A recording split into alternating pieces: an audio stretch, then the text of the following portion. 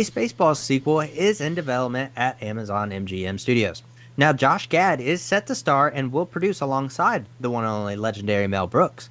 The project is in early stages and plot details are being kept under wraps. The original 1987 MGM film Spaceballs starred Bill Pullman as Lone Star, John Candy as Barf, Daphne Zunga as Princess Vespa, Rick Moranis as Lord Dark Helmet, and Brooks as President Scorb and Yogurt.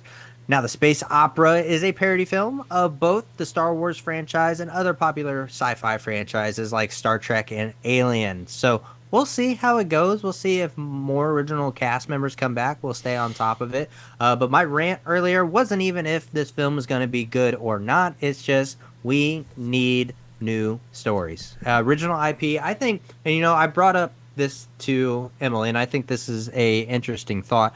Maybe they keep going back to original IP because of its bankable, and after COVID and after the strikes, like they need to regain their money because we're right now we are a rough industry to be in. It's hard to make money right now, and after like 4-5 years of just shit, it kind of makes sense after all the sequels, but then at the same time, like Hollywood is ran by a bunch of old people. So again, to my point, what's going to happen when all the old people die off? So it's a counterbalance.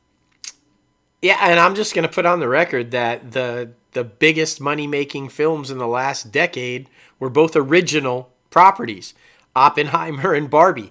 You gotta, this industry is all about risk. It's all about taking risks. So if you want to see success again, make the smaller IP that you own, but take the risks. Swing big, because you might get the Oppenheimer. Fuck, yeah, you gotta swing big. You can't just sit back. That's what made Hollywood back in the day. The Warner Brothers and the Louis B. Mayers and the Samuel Goldwyns, they fucking swung big. They took chances. And look, they were always on the verge of bankruptcy until one hit. But you gotta make the swing.